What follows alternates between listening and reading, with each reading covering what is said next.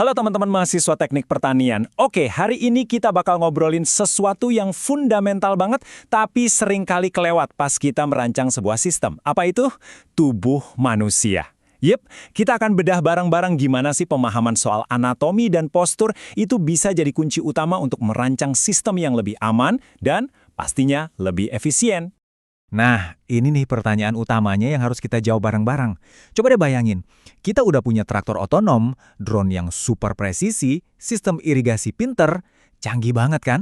Tapi anehnya di lapangan, keluhan soal capek, sakit punggung, cedera gara-gara kerjaan yang itu-itu aja masih terus ada. Loh, kok bisa? Kenapa teknologi yang makin maju ini kayaknya belum sepenuhnya menyelesaikan masalah manusianya? Jawabannya sebenarnya ada di cara kita memandang masalah. Kita tuh harus berhenti ngelihat operator cuma sebagai pengguna. Sudah saatnya kita melihat mereka sebagai sebuah komponen mekanis yang jadi satu kesatuan dalam sistem manusia-mesin lingkungan. Tubuh kita ini sama loh kayak mesin. Punya batasan, punya titik tumpu, punya tuas, dan rentan banget sama yang namanya beban dan tegangan. Oke, biar sistematis, kita akan bedah topik ini lewat 5 bagian utama.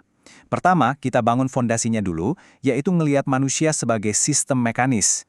Terus, kita lanjut ke fisika di balik stabilitas postur.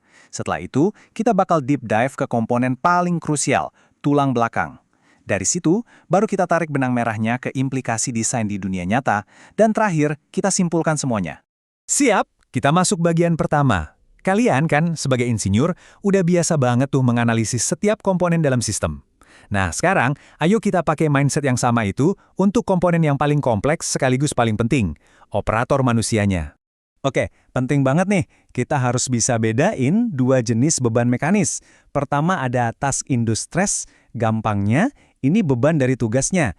Contohnya tenaga buat ngangkat karung. Yang kedua, postural stress, ini beban dari posisi tubuhnya itu sendiri. Bahkan pas kita lagi nggak ngapa-ngapain. Dan yang perlu diingat, keduanya ini bisa beda-beda, nggak saling tergantung. Nah, tabel ini nunjukin interaksi keduanya yang menarik banget. Coba lihat contoh mengecat langit-langit. Pekerjaannya sendiri kan ringan ya, nggak butuh tenaga gede. Jadi task stress-nya rendah. Tapi posturnya itu loh, leher dongak, tangan ke atas terus-terusan, itu capeknya luar biasa. Inilah yang namanya postural stress yang tinggi. Kelihatan kan bedanya? Sekarang kita bawa ke dunia pertanian. Jelas ya, ngangkat karung benih 50 kilo itu beban tugasnya tinggi. Tapi coba lihat contoh satunya, memantau drone. Kelihatannya kan sepele, operatornya mungkin cuma diam aja.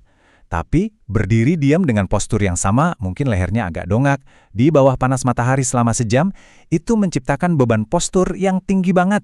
Oke, dari situ kita geser sedikit ke fisika dasarnya. Karena buat ngerti postur yang baik, kita harus paham dulu soal stabilitas. Jadi stabilitas kita itu berawal dari kaki. Area yang dibentuk oleh pijakan kaki kita itu namanya base of support atau bidang tumpu. Coba perhatikan gambarnya. Kaki yang dibuka lebar, kayak di gambar B dan D, itu jelas jauh lebih stabil daripada posisi kaki rapat seperti di A dan C.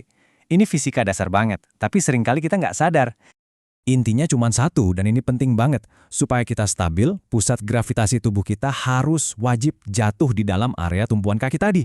Begitu pusat gravitasi keluar dari area itu, ya kita jatuh. Sesimpel itu aturannya. Dan disinilah kerennya tubuh kita. Secara otomatis, tubuh kita bakal melakukan penyesuaian biar pusat gravitasinya tetap aman di dalam area tumpuan. Lihat deh gambar ini. Waktu kita bungkuk ke depan, secara refleks, pinggul dan bokong kita bergerak ke belakang. Itu adalah kompensasi alami biar kita nggak jatuh ke depan. Canggih kan? Nah, sekarang kita fokus ke satu bagian yang paling sering jadi korban dari postur yang jelek dan desain yang nggak ergonomis. Apalagi kalau bukan tulang belakang. Coba perhatikan, tulang belakang kita itu bukan tiang lurus kaku. Bentuknya melengkung kayak huruf S, dan desain ini jenius banget. Kurva S ini fungsinya persis seperti pegas atau shock breaker, tugasnya meredam guncangan. Penting banget apalagi buat operator traktor yang kerjanya di lahan yang nggak rata. Analogi ini ngena banget sih. Bayangin tulang belakang kita itu tiang utama tenda. Tanpa tali-tali pancang yang mengikatnya, tiang itu pasti gampang banget roboh kan? Nah, otot-otot di perut dan punggung kita itulah tali pancangnya. Merekalah yang memberikan stabilitas dan kekuatan buat struktur tulang belakang.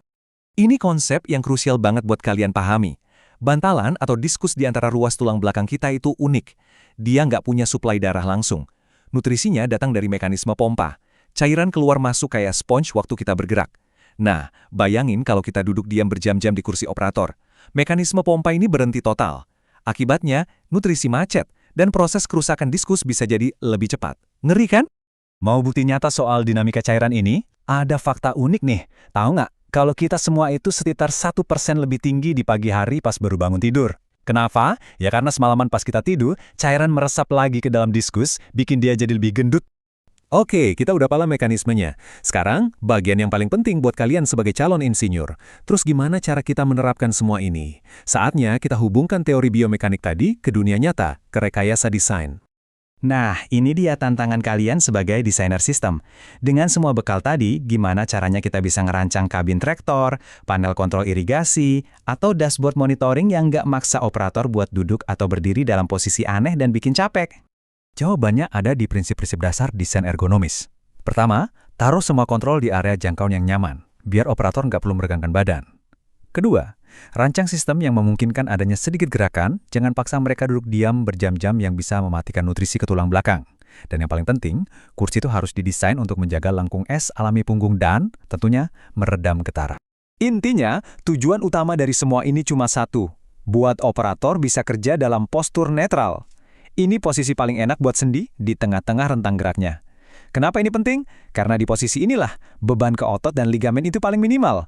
Hasilnya, operator nggak gampang capek dan resiko cedera jangka panjang juga berkurang. Oke, kita sudah sampai di bagian terakhir. Di sini kita akan menyimpulkan semua ini menjadi sebuah filosofi desain yang utuh.